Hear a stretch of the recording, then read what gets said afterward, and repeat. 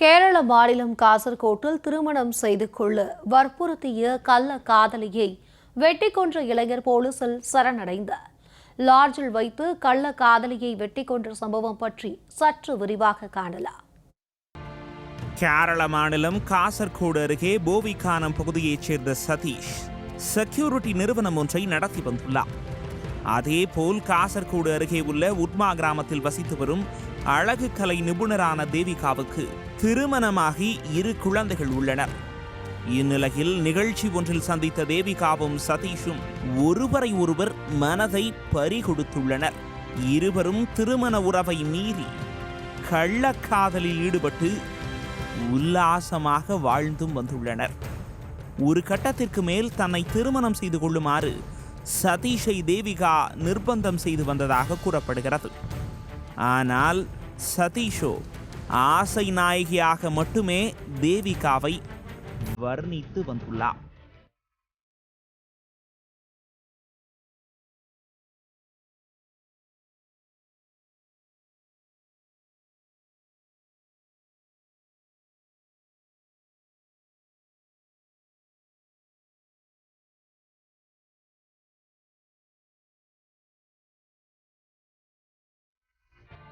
அதே சமயம் தேவிகாவுடன் தனது கணவருக்கு ரகசிய உறவு இருப்பது சதீஷின் மனைவிக்கு தெரிய வந்ததால் அவரும் சதீஷிடம் மல்லு கட்டி வந்துள்ளார்.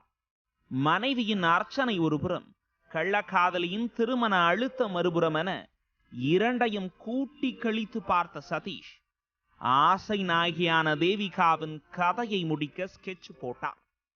அதன்படி தனிமையில் சந்திக்கலாம் என சதீஷ் தேவிகாவை அழைக்க நடக்கப் போகும் விபரீதம் அறியாமல் சதீஷுடன் சென்றார் கள்ளக்காதலி தேவிகா. காஞ்சாங்காடு பகுதியில் உள்ள லாட்ஜுக்கு தேவிகாவை அழைத்து சென்ற சதீஷ் தன்னை விட்டு பிரிந்து செல்லும்படி தேவிகாவிடம் கூறியுள்ளார். இதை கேட்டு ஷாக்கான தேவிகா தன்னை திருமணம் செய்து கொள்ளுமாறு மீண்டும் அடம் பிடித்துள்ளார். இருவருக்கும் இடையே வாக்குவாதம் முற்றிய நிலையில் மறைத்து வைத்திருந்த அரிவாளை எடுத்து தேவிகாவின் கழுத்தை அறுத்த சதீஷ் அறையிலிருந்து வெளியேறி நேராக காஞ்சாங்காடு காவல் நிலையத்தில் சென்று சரணடைந்தார்.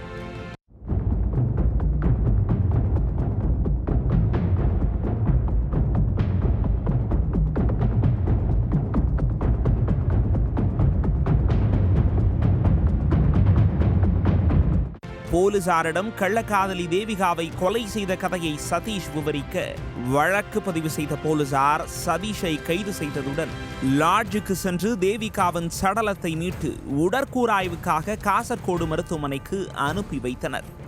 மொத்தத்தில் கள்ளக்காதல் எனும் மோகத்தா வாழ்க்கையை சீரழித்து கொண்டு மனைவி குழந்தைகளை தனியாக தவிக்க விட்டு சிறையில் கம்பி எண்ணுகிறார் சதீஷ்.